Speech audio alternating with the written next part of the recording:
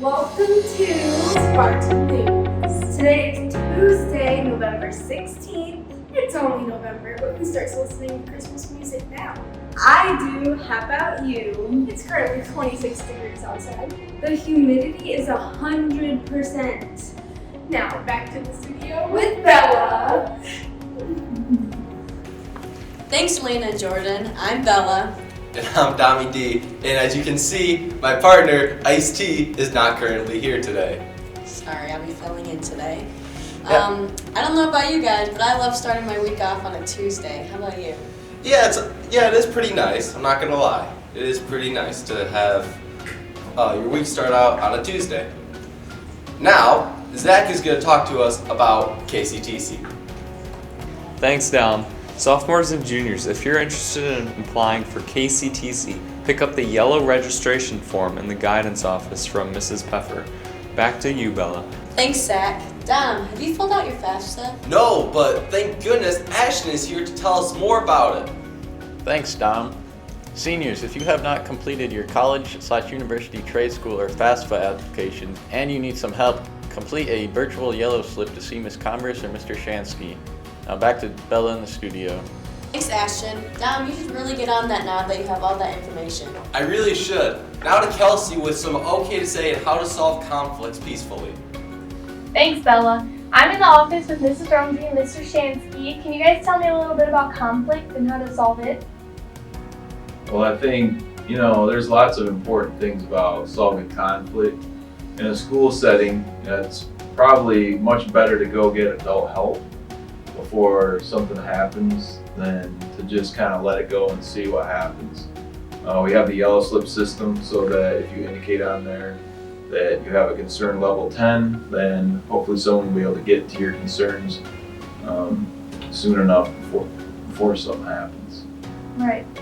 And I know a lot of times the counselors, if there are like two people who are having conflict with each other, like, I'm so mad at you, we used to be friends, but now I'm super angry, or you said something that offended me and now I can't even stand to look at you. A lot of times the counselors will even sit down with those people. So like Mr. Shansky, but also Mrs. Converse or Mrs. Rosario or Mr. Hasselbort would sit down with like both of the angry parties and like talk to one by themselves and then the other one by themselves and then kind of bring them together and with the goal not to be like, oh, we're best friends, but just like we can stand to be in the same room as each other. So I know you guys do that quite a bit too.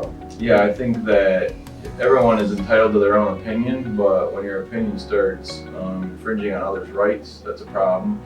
And you really need to put yourself in other people's shoes and think about how what you say might affect them or how they might feel. That's good advice. Yeah. A lot of times I open my mouth and I say things that I wish I could take back once I hear them in my own head. So I think those are both really, like, that's really good that you can either talk to a counselor or sit down with somebody. And then if you know that something's going on, and I know we say this all the time, but okay to say, we have our little posters today, like, okay to say. This is my 30-second plug for okay to say. But you can turn in something to okay to say and no one knows it's you ever. Like I would never know it was you. So if there's something going on and you're worried about it, tell a teacher, tell any adult, talk to a counselor. And if you feel like there's no way I can't do any of those things, you can also let okay to say no and they just call us and say, hey, there's this issue going on and we want to try to help you with it. So Yeah. All right. Thank you so much for talking to me. Now back to the studio with you, Dom. Thanks, Kelsey. I'm not sure about you, Bella, but I'm ready to have a more peaceful life. Oh yeah, for sure. Next up, we have a special clip with a Spartan alumni who you may have seen on TV with big-time athletes. His name is Ahmed, and he's also known as the Mr. Batch's son. I was fortunate enough to coach Ahmed Alabaidli when he was at Spartan High School here. The thing I remember most about him is just always a winner. Maybe not the most athletic guy, not the biggest guy, not the fastest guy, but a winner. You'd give him an assignment to do and he took care of it all the time. So it's no surprise to me that he's super successful in his life today. He had that back in high school also.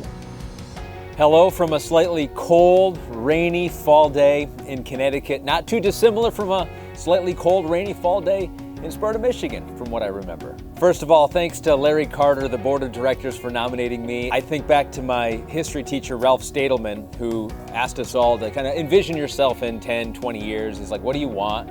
And I said, I want to, make it big so I can come back and give back to the community and talk and share my wisdom. And so even at a young age in high school, I still thought very highly of myself and had a big ego.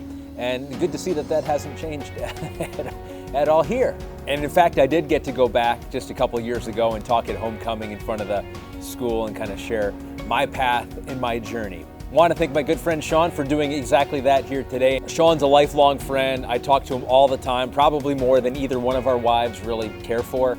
But Sean is always there, especially when his family is making Christmas cookies back in the day. As you see here, there is Sean. However, notably, when there's no cookies present, Sean is a no-show, like my high school graduation. Nowhere to be found.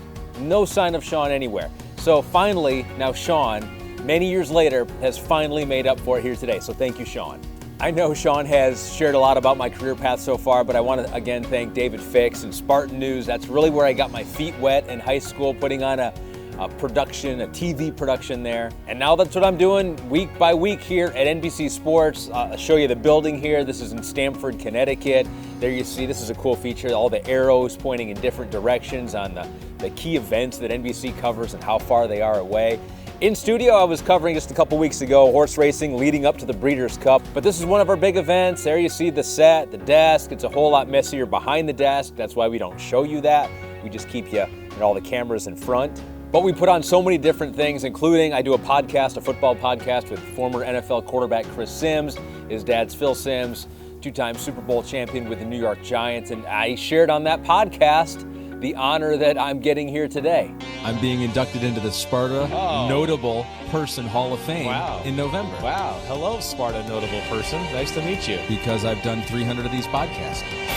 Oh, that's right. We're here with that notable person. Ahmed Fareed's here, Chris Sims Unbuttoned. Sparta has been such a big part of my life, going all the way back. Kindergarten, Mrs. Reister. Second grade, Mrs. Greeno, playing sports, basketball, football, baseball, all the way through. And eventually that's why I got into talking about sports, because I realized I wasn't good enough at playing them. My family has had connections with Sparta for so long. My mom, Ann, is a graduate back in 1970. It really felt like our family made an investment in the Sparta area. I mean, we just lived there forever. 101 Orchard Drive, that was home for me for a big part of my childhood. My stepfather, Mark Batchelder, also a Sparta grad, 1977, was my high school baseball coach, my high school football coach, instilled great quotes in my head that I still think about to this day because he tells them to me to this day.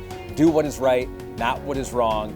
And if you don't know where you're going, at least run to get there. So at least hustle. You might be going in the wrong direction, but who knows? Maybe you're going the right spot and you'll get there quicker. But the fact that my whole family grew up in Sparta and has so many connections with Sparta, it just feels like that's home, and that will always be home for me. When I told my high school teachers, when I told friends, family, I want to be a sports broadcaster, and it wasn't like they were all like, nah, that seems like something that you shouldn't do. Why don't you pick something more realistic? No, they were like, if you want to do it, you probably can do it. You can figure out a way.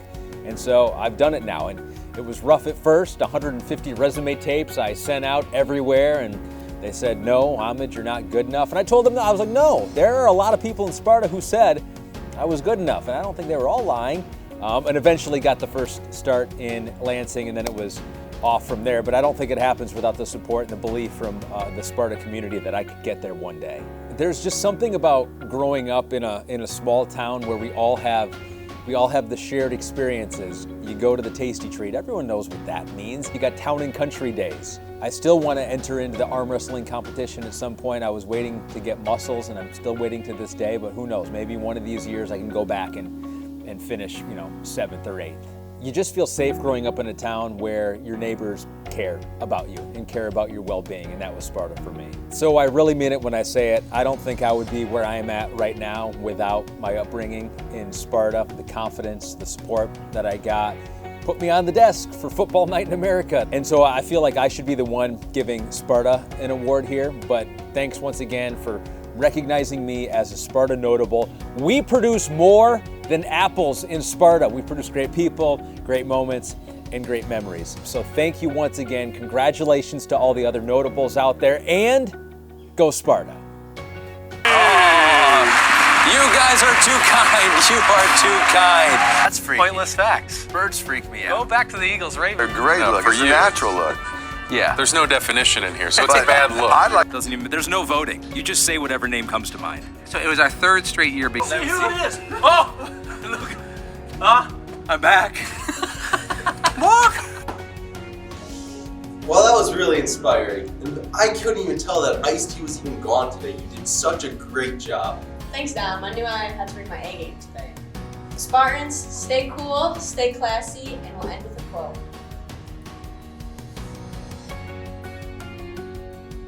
Hey Spartans, it's time again for Toys for Tots. We're going to be collecting new unwrapped toys in your second block class. So on B week, that'll be 4th hour. On A week, that'll be 3rd hour. So bring those into your teachers. The class that collects the most is going to get ice cream sandwiches, and we get to support kids in the community. It starts today and ends December 9. So, the Marines are going to be here November 17th, 3rd Focus. If you're a junior or a senior, feel free to check out this link if you're interested.